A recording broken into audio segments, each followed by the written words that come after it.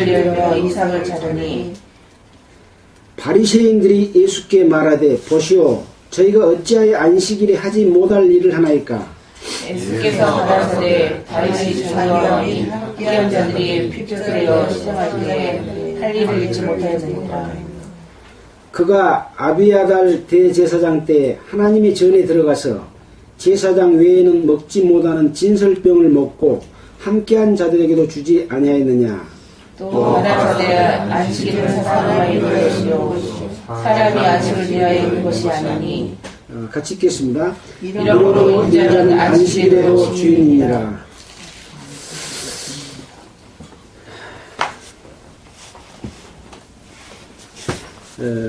오늘이 2016년 2월 7일입니다. 음력으로는 오늘이 금음날이죠. 예, 예. 우리는 지금 마가복음 2장 18절부터 28절을 읽었습니다. 우리가 너무나 잘 아는 복음서의 내용이죠. 마태복음, 마가복음, 누가복음, 요한복음 이 세 복음서는 예수님이 이 땅에 오셔서 태어날 때부터 돌아가셔서 부활 승천할 때까지의 그 내용, 어떤 사건들, 있었던 역사적인 일들을 기록한 책입니다. 서신서하고는 좀 다른 성격을 띠고 있죠. 그래서 어떤 있었던 역사적인 사실을 세 사람의 기자는 각기 자기의 그 보는 입장에 따라서 기록을 했고, 요한복음은 조금 성격이 다릅니다. 더 자세하게 다른 내용을 포함해서 기록을 했습니다. 그래서 우리가 마태복음을 이미 공부를 했습니다만은 이 마가복음 가운데에서도 또 이 공부를 함으로 인해서 이 사실을 좀 더 다양한 측면에서 볼 수 있는 그런 효과가 있습니다. 이 저자는 마가라고 하는 요한입니다. 바울의 전도여행 때에 함께 전도여행을 갔다가 이 마가라고 하는 요한은 중간에 예루살렘으로 가버리고 전도에 참여하지 않음으로 말미암아서 다음 전도여행 때 바나바는 마가를 데리고 가자, 또 바울은 마가를 데리고 가서는 안 된다, 지난번에 자기 마음대로 했던 이 마가는 데리고 갈 수 없다 해가지고 심히 다투었던 그 당사자가 바로 마가라고 하는 요한입니다. 이 마가가 나중에는 또 다시 복음의 전도에 참여했던 내용들을 우리는 그 서신서를 통해서 알 수가 있었죠.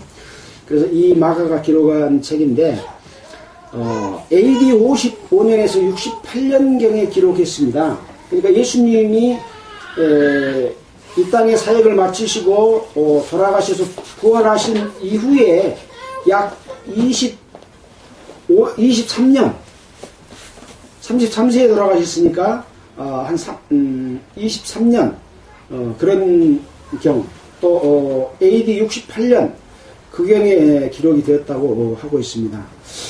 자, 예수님께서는 유대 베들레헴에서 태어나서 당시 헤롯 왕이 예수를 잡아 죽이려고 했기 때문에 천사가 그것을 알려주어서 애굽으로 피신을 갔다가 다시 그 헤롯 왕이 죽은 이후에 이스라엘로 돌아왔는데 아들 니켈라오가 왕이 됐기 때문에 역시 두려움이 남아 있었습니다. 그래서 예루살렘 베들레헴에 있지 못하고 나사렛 지방에서 젊은 시절을 보냈습니다.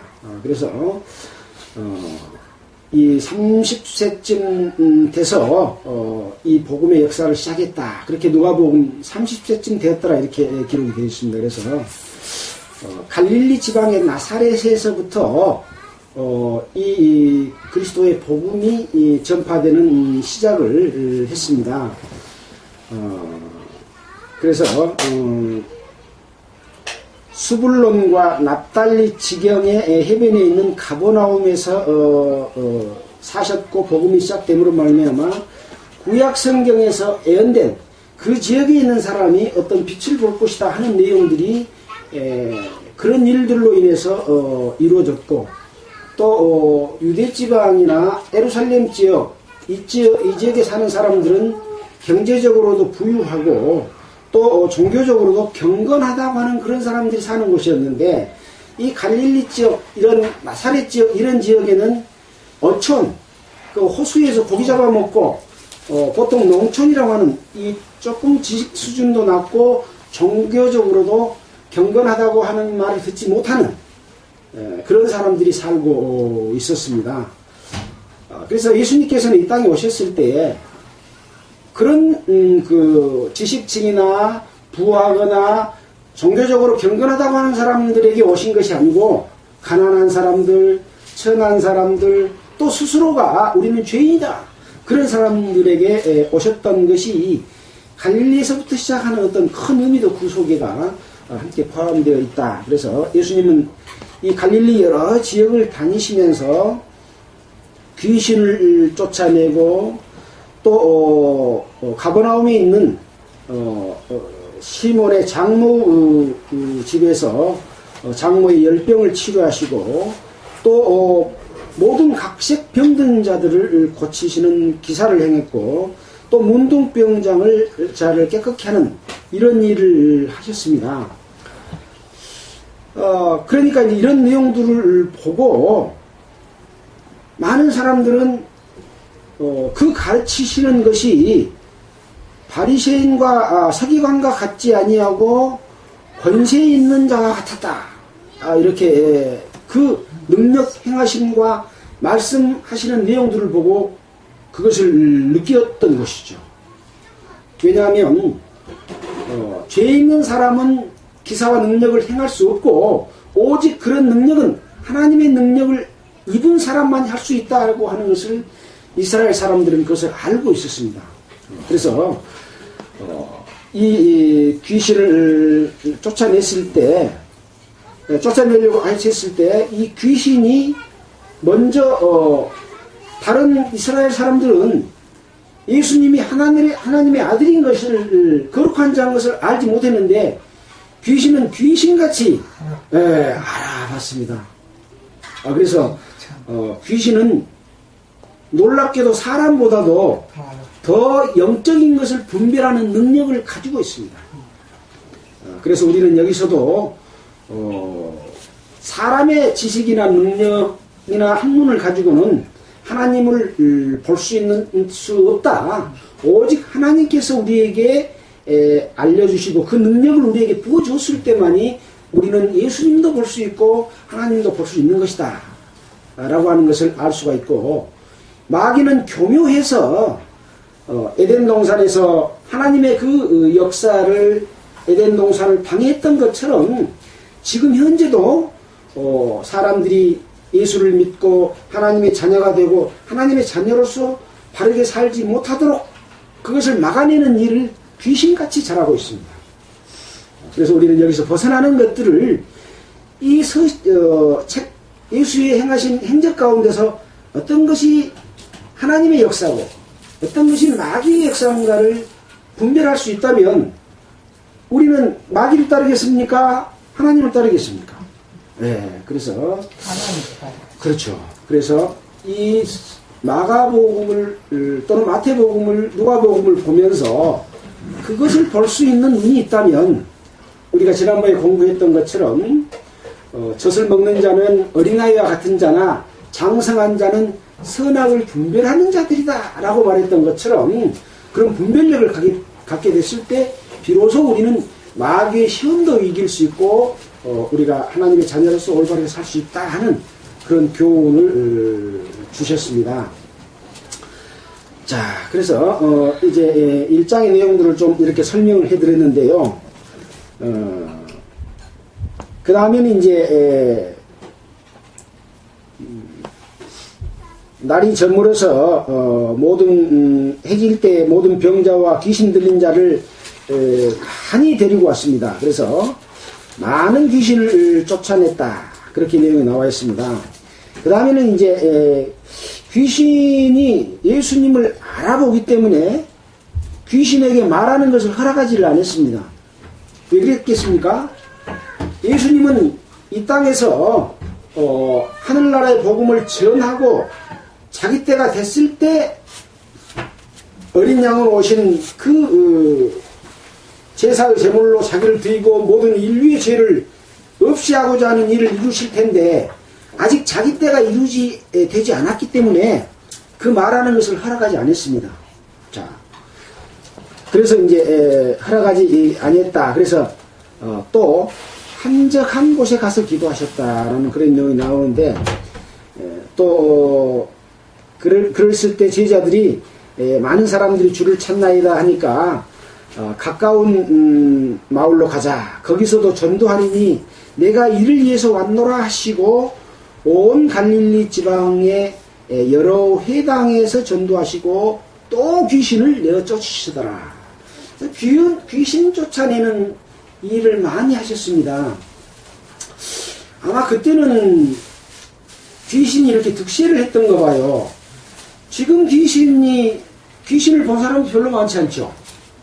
옛날에 우리 어르신들 말 들어보면 내가 귀신을 봤다, 도채비를 봤다 이런 얘기를 많이 하는데 지금 잘 안 보이거든요. 그 귀신이 어디로 갔을까 생각해 보니까 지금은 더 머리가 좋으니까 귀신은 영특하잖아요.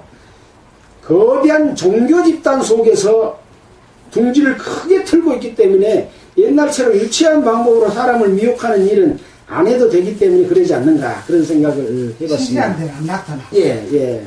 그래서 귀신을 쫓아낸다고 하는 것이 무엇이냐? 우리 가운데 우리를 지배하고 있는 자는 공중권세 잡은 자고 그의 그 계획에 따라서 우리는 우리 욕심을 따라서 사는데 그 삶은 결국은 귀신을 따르는 삶이다. 그래서 귀신을 쫓아낸다고 하는 것은 내가 가지고 있는 나의 욕심대로 사는 것을 쫓아내고 예수님께서 하나님께서 우리 속에 들어와서 사실 것을 여기서 보여주는 그런 내용이다 하는 것을 또 생각해 볼 수가 있죠. 자, 그래서 그 이후로는 또 한 문둥병자가 나와서 말씀하실 때에 예수께 나와서 꿇어 엎드려 간구하여 가로되 꿇어 엎드려 간구했다. 그러면서 예수님이 원하시면 나를 깨끗게 해줄 수 있습니다 하고 말씀했던 거죠. 그러니까 왜 이렇게 할 수 있었겠습니까? 예수님 속에서 역사하는 하나님의 능력을 보고 예수님 앞에 꿇어 엎드리면 간구하면 나를 치료해 줄 수 있다고 믿었기 때문에 꿇어 엎드릴 수가 있었습니다. 우리도 하나님 앞에 예수님 앞에 꿇어 엎드려야만이 우리의 죄가 치유되고 하나님의 자녀가 될 수 있다고 하는 것을 그 방법을 여기서 설명해 주고 있는 것이죠. 그래서 예수님께서 뭐라고 했습니까? 내가 원하노니 깨끗함을 받으라 하신데 곧 문둥병이 그 사람에게서 떠나가고 깨끗해졌다.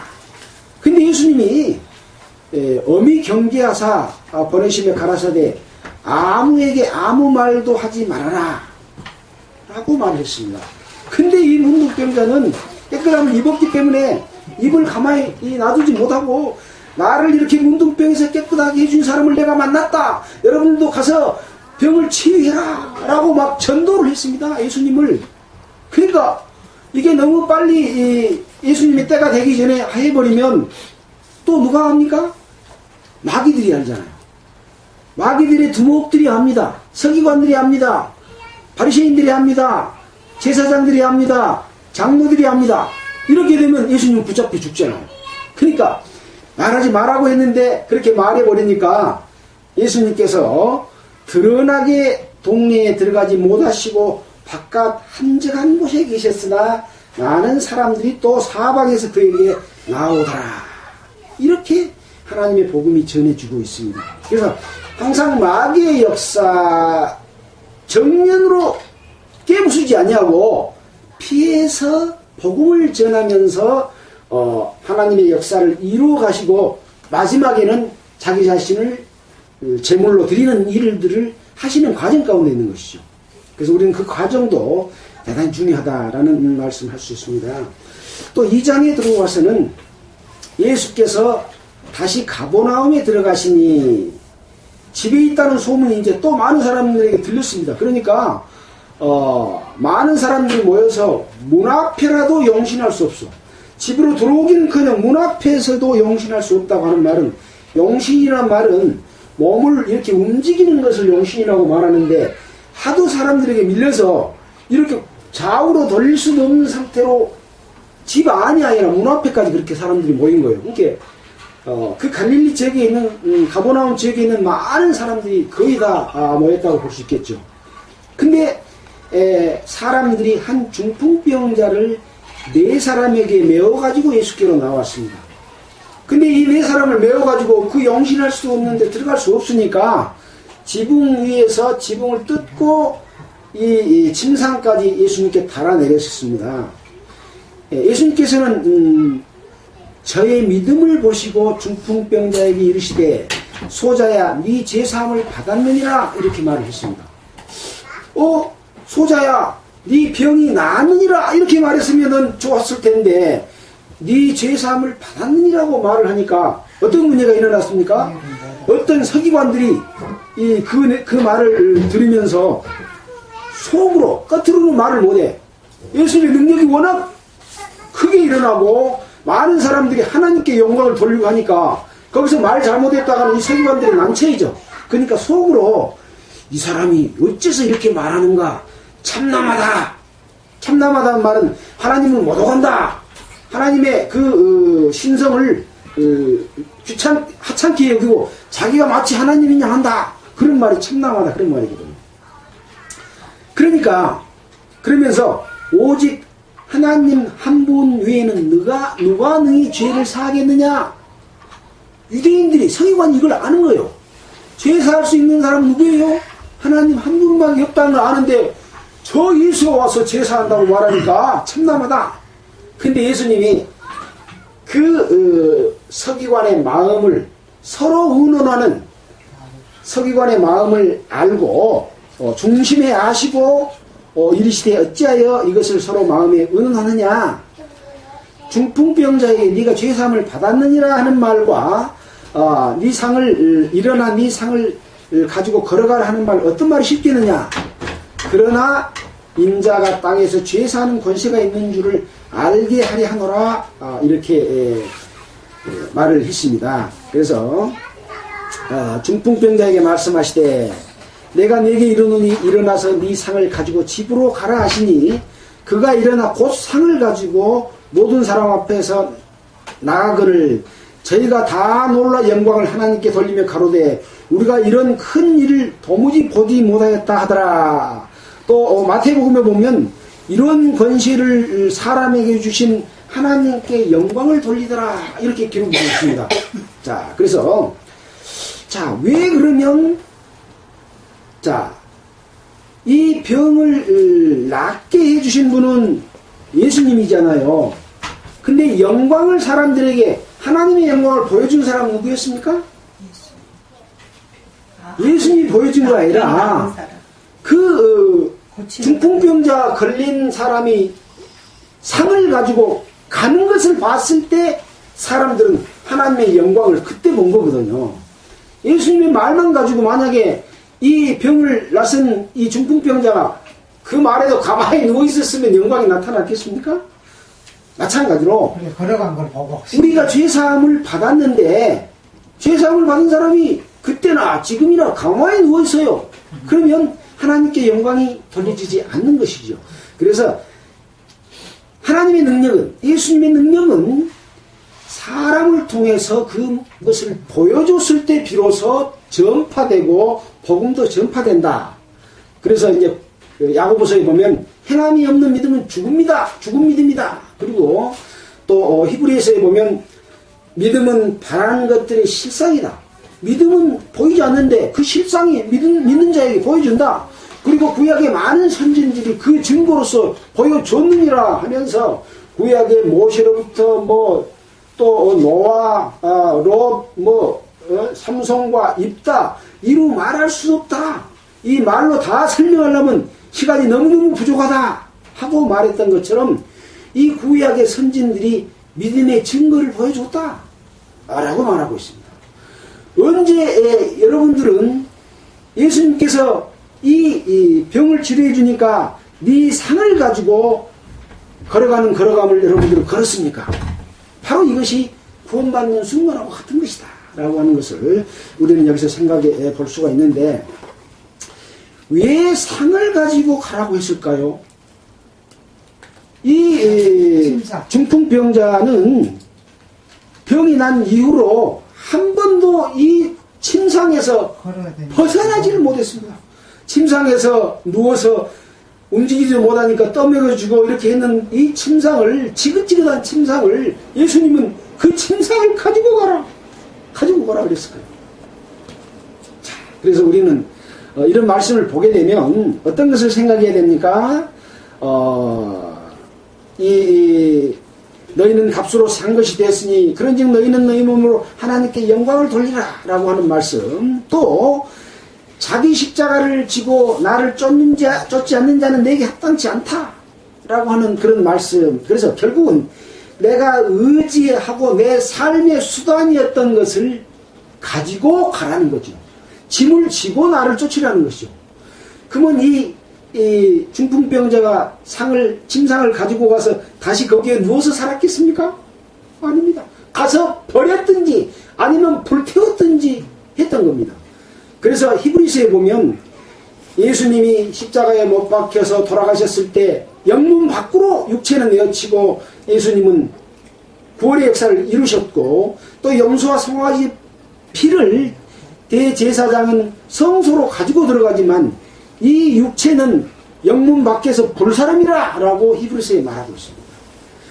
그것을 가지고 있어서는 안 되는 거죠. 불살라 버려야 된다고 하는 것이죠. 근데 사람들은 이것을 가지고 살기를 원합니다. 내 육신이 있던 것 그대로 똑같이 살려고 원하는 것이죠. 그래서 그런 모습들을 여기서 볼 수 있다라고 할 수 있습니다. 자, 그 다음에 이제 또 예수님이 제자들을 시몬과 안드레를 또 불렀고, 또 야고보와 요한을 불렀던 제사들을 선택했을 때도 그물을 버려두고 부친과 싹군을 배에 버려두고 쫓았던 이런 모습들 가운데서도 예수님의 그 역사와 능력을 보고, 또 예수님의 말씀하실 때 그 말씀하시는 그 말씀에 붙들려서 따르지 않을 수 없는 그런 상황이 됐기 때문에 그물을 버려두고 부친과 싹군을 버려두고 따를 수 있었겠죠. 여러분은 언제 그런 따름을 따랐습니까? 근데 이론적으로 알고 듣고 배우면 그게 몸은 안 움직인 것이요. 나를 따라오라. 근데 내 집도 있고 식구도 있고 내 삶의 수단도 있고 내가 즐겨하고 좋아하는 것도 있는데 어떻게 따라갑니까? 못 따라가는 거죠. 그러나 그 예수님의 제자들은 예수님 속에서 역사하는 하나님의 능력을 보고 꼼짝없이 따라갈 수밖에 없는 그런 역사를 본다고 하는 것은, 내가 구원받았을 때 붙들림을 당해서 감사와 찬송과 그 길로 갈 수밖에 없는 삶, 상을 두고 갈 수밖에 없는 삶하고 같은 것이지 않는가라는 것을 또 엿볼 수가 있습니다. 그 다음에 이제 바리새인들의 서기관들이 예수께서 죄인들과 함께 잡수시는 것을 보고 제자들에게 어째 세리와 죄인들과 함께 먹는가? 라고 이렇게 했을 때 예수님께서 건강한 자에게는 의원이 쓸데없고 병든 자에게 쓸데있느니라. 내가 의인을 부르러 온 것이 아니요 죄인을 부르러 왔노라 하고, 내가 이 땅에 온 목적은 거룩한 서기관, 제사장, 장로 이런 사람들을 부르러 온 것이 아니라 나는 죄인을 부르러 왔다 라고 말씀을 해주십니다. 자, 이제 여기까지가 우리가 2장 17절까지 내용 가운데서 이미 지난주까지 공부했던 그런 내용입니다. 오늘은 이제 18절 이후를 한번 다시 한번 계속해서 살펴보도록 하겠습니다. 자, 18절입니다. 요한의 제자들과 바리새인들이 금식하고 있는지라. 혹이 예수께 와서 말하되 요한의 제자들과 바리새인의 제자들은 금식하는데 어찌하여 당신의 제자들은 금식하지 아니하나이까? 요한의 제자들은 지금 누굽니까? 세례 요한의 제자들입니다. 세례 요한이 지금 물로 세례를 주면서 회개하라, 천국이 가까웠다 하는 이 세례 요한의 제자들은 금식도 한 겁니다. 또 바리새인들은 또 금식을 합니다. 근데 예수님의 제자들은 금식을 하지 않는 거예요. 그러니까 예수님한테 왜 요한의 제자들과 바리새인들을 금식하는데 당신의 제자들은 금식하지 아니합니까? 라고 물어본 겁니다. 그래서 예수님께서 저에게 이르시되 혼인집 손님들이 신랑과 함께 있을 때 금식할 수 있느냐? 신랑과 함께 있을 동안에는 금식할 수 없나니 그러나 신랑을 빼앗길 날이 이르리니 그날에는 금식할 것이니라. 어떤 그 질문하고 상당히 다른 어떤 내용들을 딱 제시를 하면서 설명을 한 겁니다.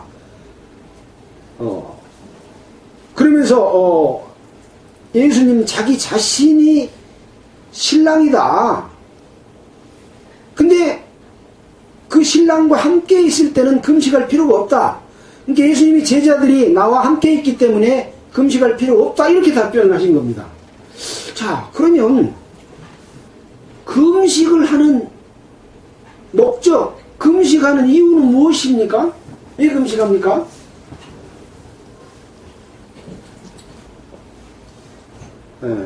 금식을 하는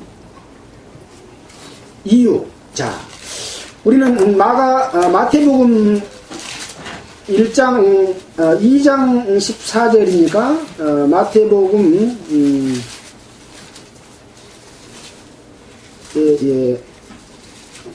마태복음 14장 3절 보겠습니다. 마태복음 14장 3절에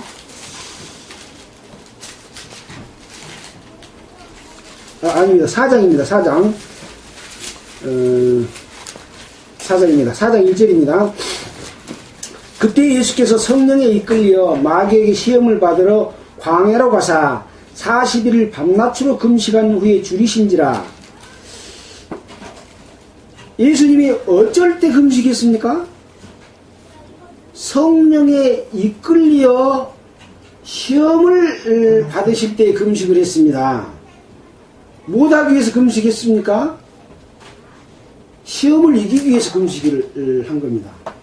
자, 우리가 금식하는 이유는 내 육체의 욕심을 따라서 살지 않기 위해서 금식합니다. 우리가 음식을 먹음으로 말미암아 육체의 욕심이 생기게 되고 명예욕도 생기고 또 권세욕도 생기고 모든 욕심들이 음식을 먹음으로 말미암아 생깁니다. 음식을 먹지 않으면 모든 욕심이 싹 사라져 버립니다. 죽기 직전까지 가는 것이죠. 그런 상황이 되는 겁니다. 자, 그래서 이 금식하는 목적은 바로 하나님께 나아가기 위한, 하나님의 뜻대로 살기 위한, 하나님을 기다리는, 예수를 기다리는 그 뜻에 참여하는 그런 목적으로서 금식을 하는 것인데, 그 금식을 하는 이유의 대상인 예수님이 오셨기 때문에 금식할 필요가 없다. 내가 바로 그다. 그런 이야기입니다. 자, 그러나 신랑을 빼앗길 날이 이르리니 그날에는 금식할 것이다. 그래서 예수님이 십자가에서 못 박혀 죽으실 그때는 빼앗긴다. 그럴 때는 금식할 것이다. 라는 말씀을 또 해주십니다. 자, 그 다음에 생배 조각을 낡은 옷에 붙이는 자가 없나니 만일 그렇게 하면 기운 것이 낡은 그것을 당겨 헤아짐이 더하게 됐느니라. 새 포도주를 낡은 가죽 부대에 넣는 자가 없나니 만일 그렇게 하면 새 포도주 부대가 떠뜨려 포도주와 부대를 버리게 되느니라. 오직 새 포도주는 새 부대에 넣느니라 하시니라. 지금 신랑과 금식에 대해서 대비해서 설명을 했습니다. 그 다음에는 생배 조각과 낡은 배 조각을 대비를 했습니다. 그 다음에는 뭘 대비를 했습니까? 새 포도주와 낡은 가죽 부대를 대비를 했습니다. 지금 무엇을 설명하고 있습니까? 지금 요한의 제자들과 바리새인들은 금식하고 있다. 바로 그것은 금식이다. 나는 예수는 신랑이다라고 하는 것이죠. 그러면 생배 조각은 무엇이겠습니까? 예수님입니다. 낡은 옷은 무엇입니까? 바로 요한의 제자들 바리새인들입니다. 자, 또 새 포도주는 무엇입니까? 예수님입니다. 낡은 가죽 부대는 무엇입니까? 바로 요한의 제자들이고 바리새인들입니다.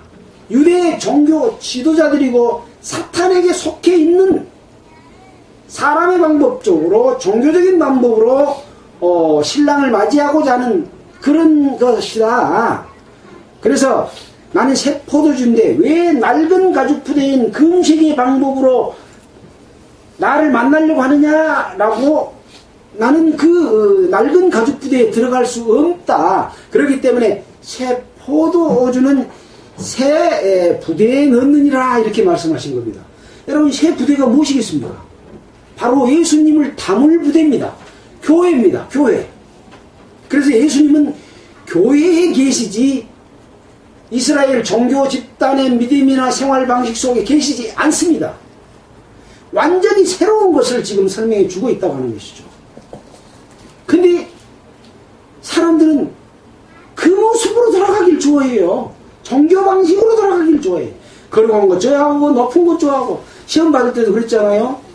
높은 꼭대기에 올라가서 성전 꼭대기에 올라가서 자꾸 올라가잖아요. 발람이 발락에게 가서 그 이스라엘 백성들을 발락 왕에게 지도록 만들게 하기 위해서 높은 꼭대기로 데리고 올라가서 높은 산에 올라가서 그랬잖아요. 이 종교적인 것은 자꾸 사람이 하나님과 같이 높아지는 방법을 택하지만 이 하나님의 방법은 전혀 다른 아주 낮은 곳에 천한 곳에 세례요한은 뭘 입고 다녔다 그랬습니까?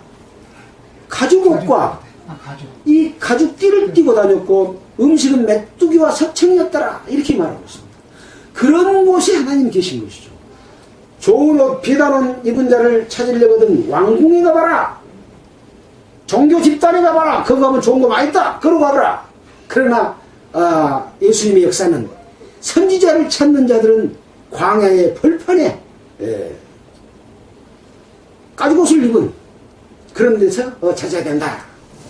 그런 이야기입니다. 그래서 여기서 생배 조각이라고 하는 것은 예수님을 이야기하는 것이고 낡은 옷은 바로 구태적인 방법으로 예수님께 나아오는 이스라엘의 종교 집단들, 마귀의 역사에 참여되어 있는 자들을 이야기하는 것이다. 이렇게 볼 수가 있습니다. 자, 계속해서 또 안식일에 관해서 이제 또 질문을 해야 됩니다. 자, 안식일에 23절입니다. 예수께서 밀밭 사이로 지나가실 때 그 제자들이 길을 열며 이삭을 자르니 바리새인들이 예수께 말하되 보시오 저희가 어찌하여 안식일에 하지 못할 일 하나이까. 예수께서 가라사대 다윗이 자기와 함께한 자들이 핍절되어 시장할 때 한 일을 읽지 못하였느냐. 그가 아비아달 대제사장 때에 하나님의 전에 들어가서 제사장 외에는 먹지 못하는 진설병을 먹고 함께한 자들에게도 주지 아니하였느냐.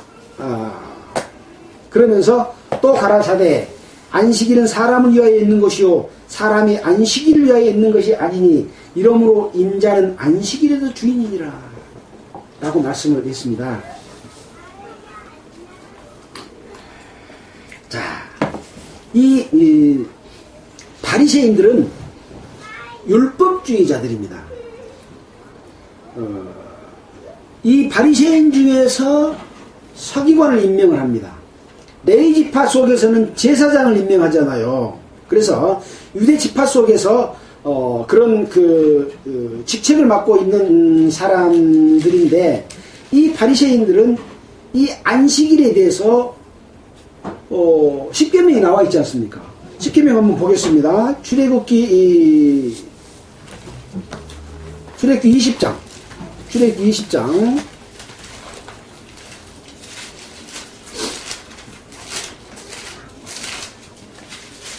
20장 8절입니다.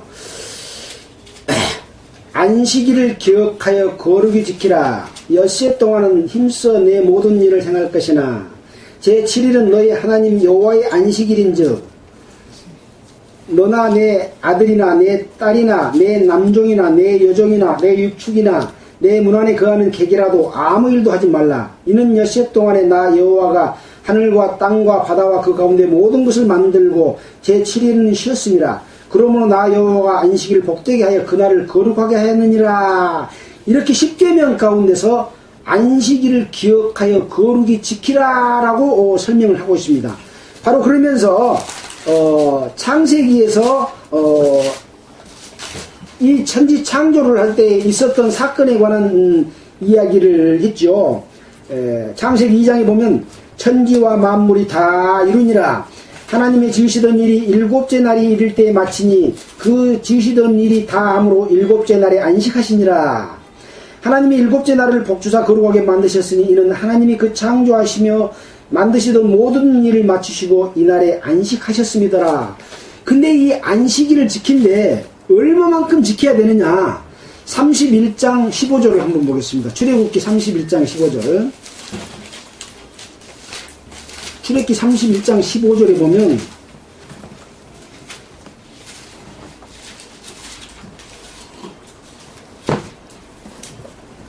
제가 읽겠습니다. 엿새 동안은 일할 것이나 제7일은 큰 안식일이니 여호와께 거룩한 것이라. 무릇 안식일에 일하는 자는 반드시 죽일지니라. 이같이 이스라엘 자손이 안식일을 지켜서 그것으로 대대로 영원한 언약을 삼을 것이니 이는 나와 이스라엘 자손 사이에 영원한 표징이며 나 여호와가 엿새 동안에 천지를 창조하시고 제7일에 쉬어 평안하였음이라 하니더라.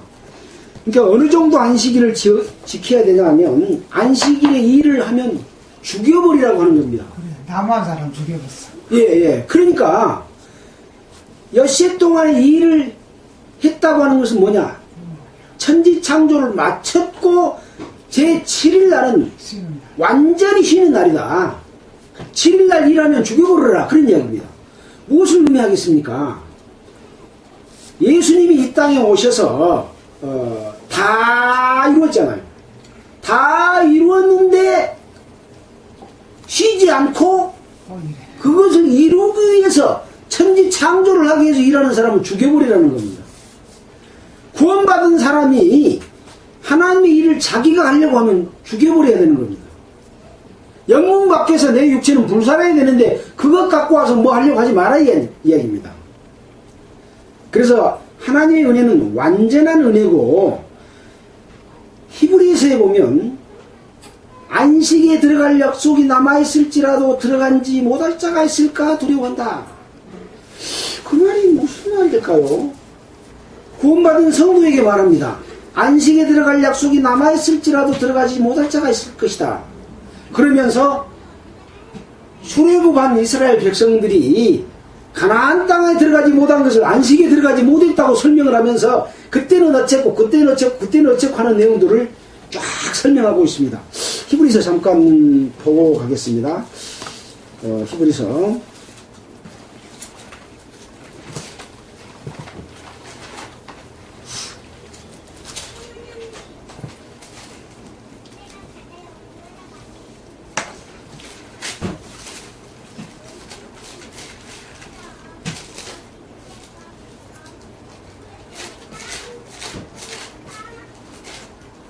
자, 히브리서 4장입니다.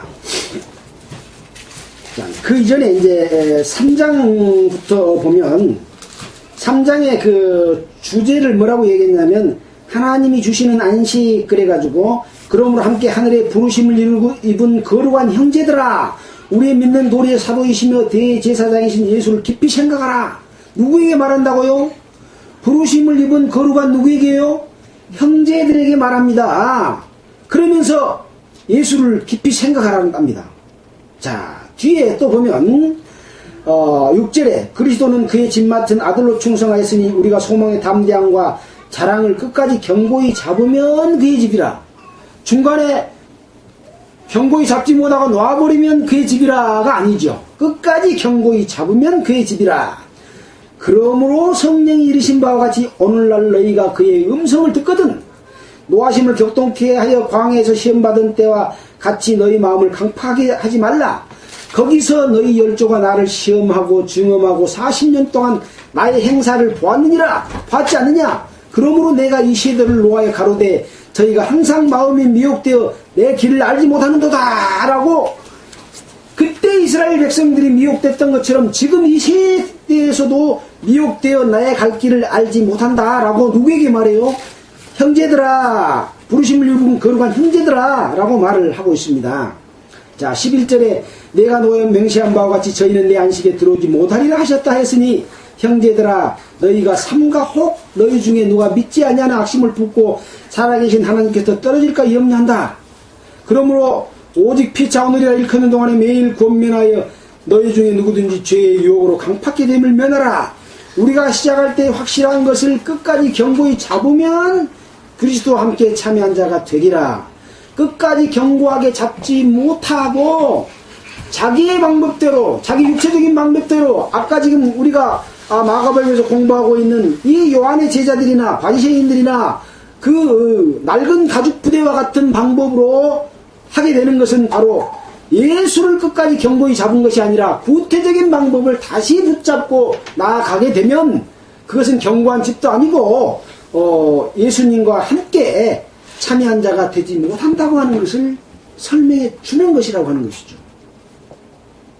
자, 그래서 4장에 보면 그러므로 우리는 두려워할지니. 이제 유태인의 이스라엘 백성들이 애굽에서 나와서 가나안 땅 가기까지 받았던 그 40년 동안의 일을 너희들이 행사를 받지 않냐. 그러므로 두려워할지니 그의 안식에 들어갈 약속이 남아있을지라도 너희 중에 혹 미치지 못할 자가 있을까미라. 사랑하는 형제들이 다 안식에 들어간다고요? 못 들어간다고요? 미치지 못할 자가 있을까 함이라. 구원만 받으면 다 끝났어. 어떻게 하든지 간에 천국에 갈 수 있고 천년왕국대도 갖고 기업과 영광을 다 얻으니까 걱정 마라. 전도만 해. 그러면 돼. 아닙니다. 구원받고 살아가는 삶부터가 신앙생활의 시작이고 주님이 우리를 통해서 어떤 일을 하고 어떤 것을 하시려고 하는 것이 인자 시작인데 사람들은 다 끝난 걸로 치부해버리고 애굽에서 나온 걸로 끝내버리려고 하고 다시 애굽으로 돌아가려고 하고 다시 육신 것을 구하고 하나님의 능력을 잊어버리고 내 방법으로 하나님을 섬기려고 하는 것들이 일어나기 때문에 그 교훈을 들어서 히브리에서 설명해주고 있는 것이죠.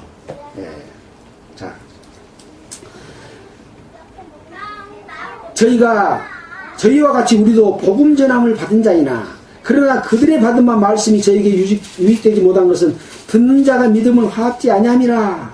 이미 믿는 우리들은 저 안식에 들어가는도다. 그래서 어떤 믿는 자들은 이미 그 안식에 들어갔다. 어떤 믿지 못하는 자들은 안식에 들어가지 못했다. 여러분은 안식에 들어갔습니까?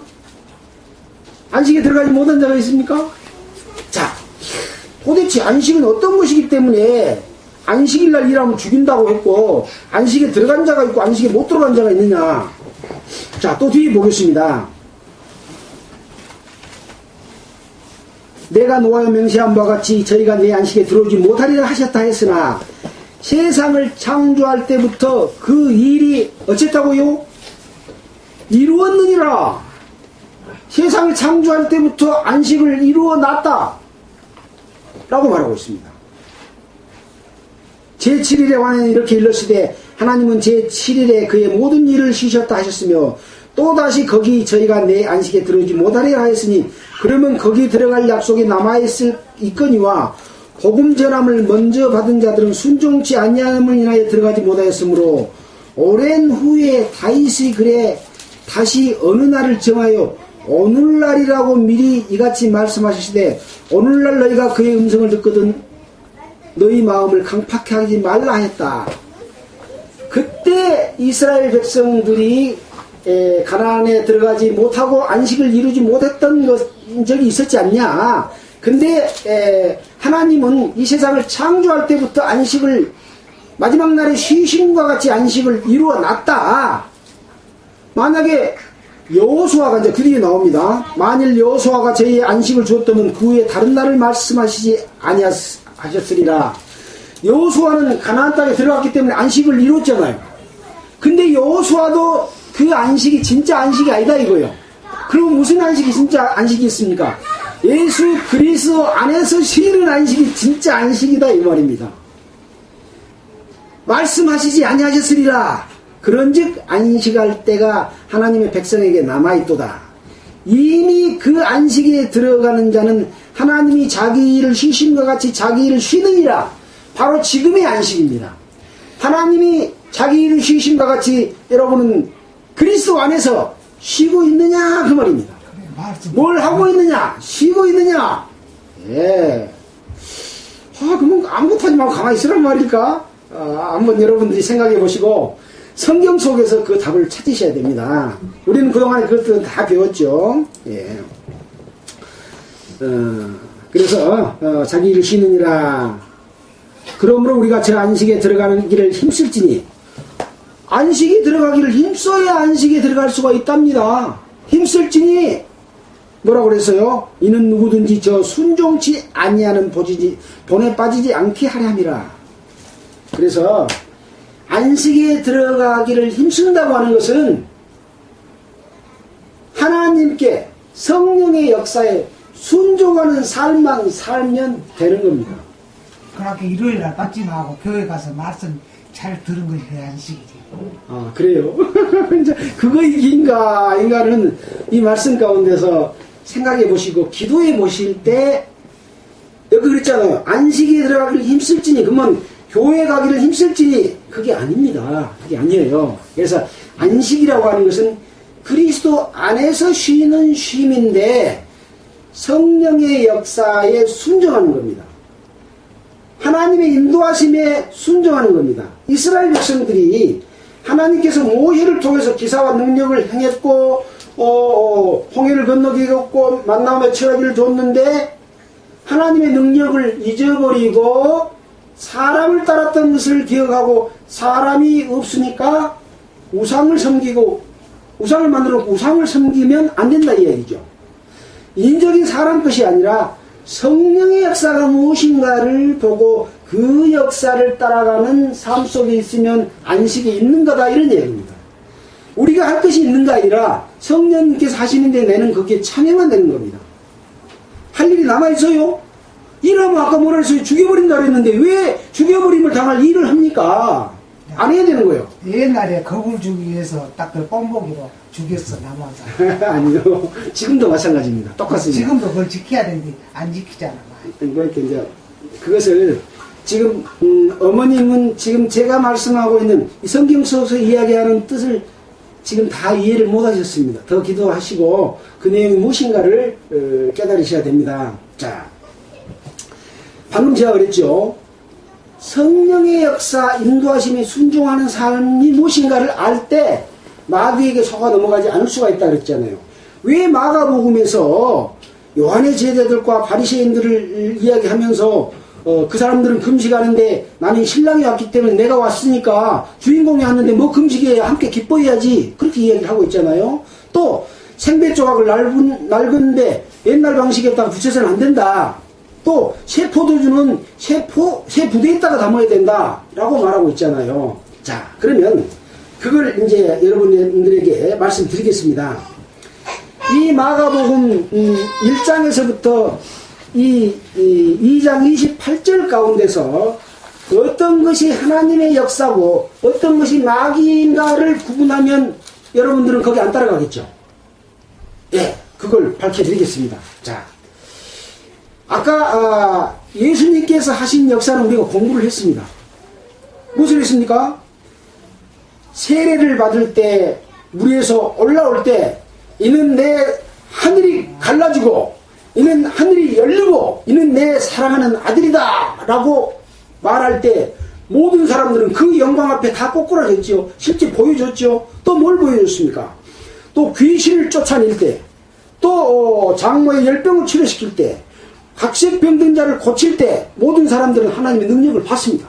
자, 또 문둥병자를 깨끗하게 했고, 또 혈루병 중풍병자를 걸린 사람을 이렇게 세웠습니다. 이런 예수님의 능력이 행해졌습니다. 근데 이것은 뭐 하려고 했다고요? 내가 의인을 부르러 온 것이 아니라 죄인을 부르러 왔다. 죄인 되고 나의 능력을 믿으면 너가 원하면 깨끗게 해 주겠다고 하는 것이죠. 병도 나사주고 영혼도 구원해 주겠다고 하는 것이죠. 자, 근데 마귀는 어떻게 역사하는가 봅시다. 자, 마귀가 나타난 광경을 샅샅이 한번 파보겠습니다. 여기 넘어가면 안 되기 때문에 파보겠습니다. 자, 맨 처음에 마귀가 어디서 나타났냐? 1장 13절입니다. 성령이 곧 예수를 광야로 몰아내신지라 광야에서 40일 계셔 사단에게 시험을 받으시며 마귀가 나타났습니다. 성령에 이끌리신 예수를 시험하러 나타났습니다. 그 시험 속에가 우리가 모든 시험을 이길 수 있는 게 들어있습니다. 첫 번째 시험이 무엇이었습니까? 금식하신 후에 줄이신지라 배가 고픈지라 하나님의 아들이거든 명하여 이 돌을 떡덩이가 되게 하라. 그래서 떡을 만들어 먹으라 그 말입니다. 자, 두 번째는 뭡니까? 거룩한 성의 성전 꼭대기에 세우고 뛰어내리면 예수님을 받들어서 다치지 않게 하실 것이다. 하나님을 믿는가 안 믿는가 시험하는 거예요. 믿는가 안 믿는가. 세 번째는 뭡니까? 지극히 높은 산으로 데리고 가서 천하만국과 영광을 보여서 나한테 엎드리면 이 모든 것을 너에게 주겠다. 이 세상 가운데 있는 모든 부귀와 영광과 권세를 나한테 절하면 다 주겠다. 이 세 가지만 이기면 여러분들은 마귀에게 안 넘어가도 됩니다. 예. 이것을 보여주고 있는 자는 누굽니까? 마귀입니다. 마귀가 그것을 보여주고 그런 가운데로 여러분을 끌고 가고 있는데 떡으로 만들어 먹으라는 것이 뭔지도 모르고 또 거룩한 성전 꼭대기에 세워서 뛰어내리라는 것이 뭔지도 모르고 또 높은 산에 올라가서 천하만국과 그 영광을 가리켜 보이는 것이 뭔지도 모르면 속아 넘어갈 수밖에 없죠.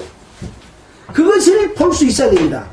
지금 현재 교회 가운데, 현재 종교 가운데, 현재 기독교 가운데 어떤 것이 마귀의 역사고 어떤 것이 성령의 역사인가를 보면 되는데 그걸 볼 줄 모르면 계속해서 믿는 자가 꼬꾸라져서 하나님의 안식에 들어가지 못하고 일을 하게 됩니다. 예. 자, 이게 이제 시험 이야기했습니다. 자, 나타났습니다. 시험할 때 나타났습니다. 두 번째 언제 나타났습니까? 이제 귀신들의 역사입니다. 귀신들은 좀 저질 역사입니다. 1장 23절 마가복음 마침 저희 회당에 더러운 귀신 들린 사람이 있어 소리질러 가로되 나사렛 예수여 우리가 당신과 무슨 상관이 있나이까? 우리를 멸하러 왔나이까? 나는 당신이 누구신 줄 아노니 하나님의 거룩한 자입니다 하고 마귀가 또 나타났습니다. 귀신이 나타났습니다. 이번에는 귀신은 정면으로 하나님에게 나타나는 이런 말하자면 저질적인 방법입니다. 고등적인 방법은 몰래 치장해갖고 아름답게 멋지게 나타나기 때문에 더 잘 속아 넘어갑니다. 지금의 방법들은 대부분 고등적인 방법입니다. 이런 저질적인 방법은 안 나타나죠. 예수님 앞에 서갖고 나는 당신이 하나님의 아들인 줄 압니다. 그러면 다른 사람들이 예수를 믿을 거 아닙니까? 그런 방법으로 나타났습니다. 자, 그 다음에 어디서 나왔습니까? 26절에 더러운 귀신이 그 사람으로 경련을 일으키게 하고 마귀에서 해방될 때는 경련을 일으킬 만큼 한번 치를 떨어야 됩니다. 그렇지 않으면 마귀에서 못 벗어납니다. 치를 떤 적이 언제 있었습니까? 그 마귀에게 졸졸 끌려다니고 치를 떨어본 적이 있습니까? 치를 떨어야 됩니다. 하나님의 끝 측량하면서 보여줬던 그 모든 것들이 마귀 그런 걸 할 때 치를 떨고 경련을 일으키고 나올 겁니다. 격리는 마귀가 떨었습니까? 사람이 떨었습니까? 사람이 떨었습니다. 마귀는 나왔는데 사람이 격리를 일으킨 겁니다. 자, 그 다음에 32절입니다. 모든 병자와 귀신 들린 자. 또 34절에 많은 귀신을 쫓아낸다. 그런데 또 귀신이 자기를 안다. 그렇게 났습니다. 많은 귀신, 많은 종교 집단 속에 있는 귀신, 예수를 믿는다고.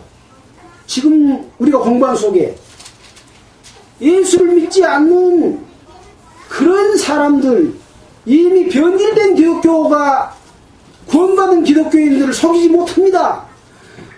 구원받았다고 하는 자들이 하나님을 배신해서 거짓 사도가 되는 거예요. 그 사도들이 구원받는 자를 끌어다가 구렁텅이에 쳐박는 겁니다. 그것을 주의해야 된다. 그런 얘기죠. 자, 그 다음에 이것이 나타났습니까? 마귀가 1장 39절에 온 갈릴리에 다니며 저희 여러 회당에서 전도하시고 또 귀신들을 내어쫓았다. 귀신이 없는데 귀신을 내어쫓아요? 거기 또 마귀가 나타났죠. 자, 그 다음에 45절입니다. 뒤편에 그러므로 예수께서 다시는 드러나게 동네에 들어가지 못하고, 드러나게 동네에 들어가지 못한 이유는 이 마귀와 예수님을 잡아 죽일 것을 예수님은 벌써 아셨기 때문에 거기 또 한번 마귀가 나타났다는 것을 우리는 볼 수가 있잖아요. 우리는 마귀를 잘 봐야 되니까 한순간도 마귀를 놓치면 안 됩니다.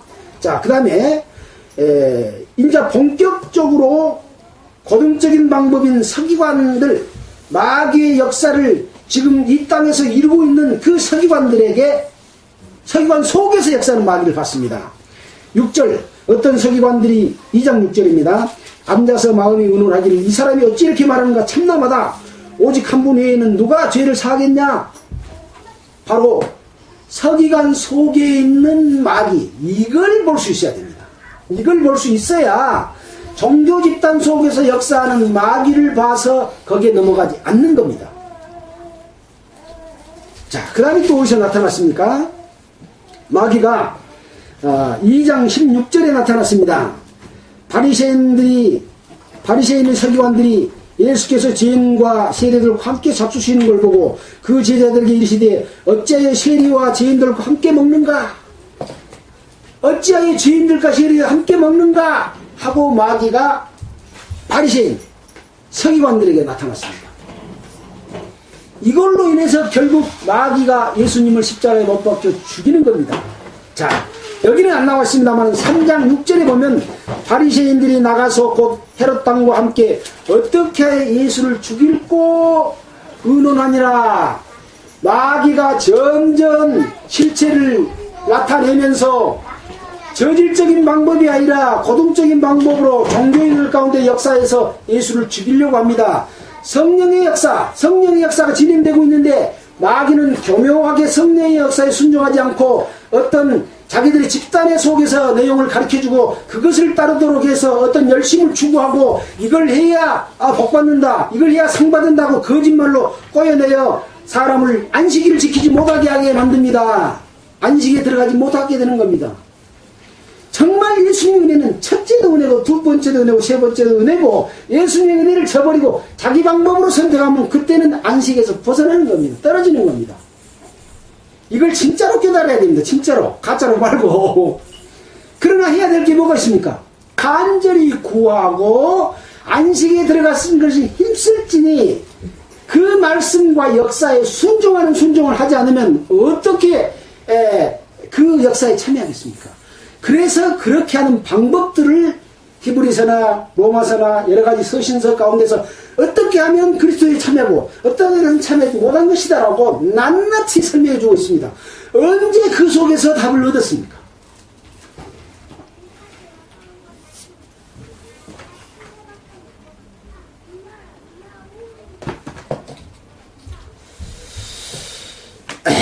자, 이제 오늘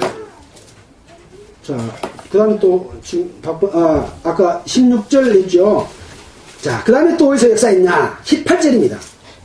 요한의 제자들과 바리새인들이 금식하고 있는지라, 혹이 예수께 와서 말하되, 요한의 제자들도 아니고 바리새인들도 아닌 호기가 또 있습니다. 호기는 누구겠습니까? 제3자인 사람들이요. 아직까지 요한의 제자도 아니요, 바리새인도 아닌 일반 백성들 중에서도 혹시 예수님이 금식 안 한 것이 죄이지 않을까 하고 궁금해한 사람들이 있었습니다. 이 가운데 반은 마귀의 마음이 있고 반은 정말 진리를 알아보자 하는 마음이 함께 있습니다. 여러분 어떻습니까? 혹시 금식하는 것에 대한 답변을 얻음으로 말미암아 그 금식하는 것이 목적이 무엇이고 어떻게 해서 거기에서 벗어나고 예수님이 온 자체가 바로 안식일에도 주인이다 하는 그 주인인 것을 알고 그 안식 속에 예수님 속에 들어가게 됐습니까? 바로 벗어날 수 있는 가능성을 가진 그 두 마음이 있는 것이죠. 호기가. 자, 그 다음에 또 이제 어디서 역사를 했습니까? 24절입니다. 2장 24절. 바리새인들이 예수께 말하되 보시오, 저희가 어찌하여 안식일에 하지 못할 일을 하나이까? 율법으로 말씀해 주신 그 안식에 들어가지 못하게 안식일인데 어째서 제자들이 이삭을 잘라서 그것을 먹느냐? 바로 안식일날 안식일을 위반했으니까 어쩌려고? 율법대로 죽여보려고, 제자들도 죽이고 예수님도 죽이려고 지금 모의를 하고 있는 것이 누구겠습니까? 이게 성령입니까? 마귀입니다. 마귀가 안식일을 빙자해서 예수의 신랑인 새 포도주를 새 부대에 넣으려고 하는 이 사람들을 죽이기 위해서 어째서 하지 못한 일을 합니까? 안식일날 하고 마귀가 다시 나타났습니다. 또 어디서 나타났습니까? 2장에서는 거기까지 나타났습니다. 이제 3장에서도 계속 나타납니다. 예수님 죽일 때까지 나타납니다. 이렇게 여러분 마귀의 나타남을 보여서 어떻게 하나님의 역사를 거스리고 어떻게 성령을 거스리고 어떻게 믿음 가운데 있지 못한 것을 여러 번 보여주는데 그래도 마귀한테 꼬꾸라져 갖고 거기에 코를 메고 그것이 어떤 것인지를 모르고 따라다니고 일요일날 교회 간 것이 안식에 들어가는 것이다 그렇게 말씀하시면 안 된다게요. 네, 기도하겠습니다.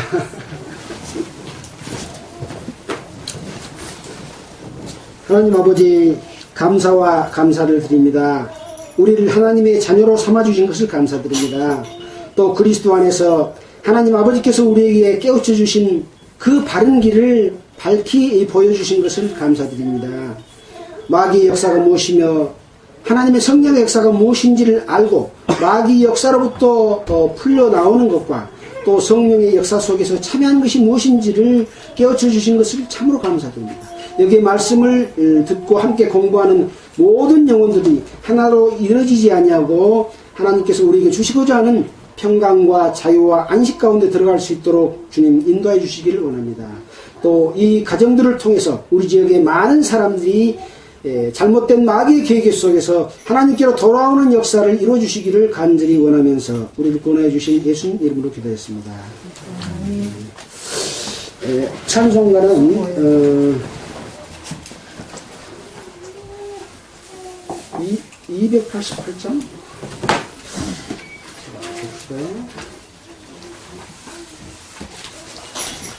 388장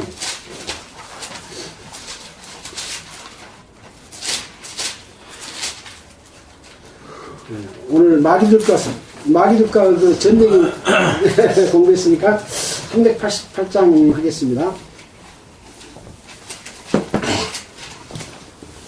마귀들과 싸울지라 죄악은 영이여 담대하게 싸울지라 저기 약한 영역 심판날과 멸망의 날 내가 섰는 눈앞에 곧 다가오리라. 영광 영광 할렐루야 영광 영광 할렐루야 영광 영광 할렐루야 오 승리하리라.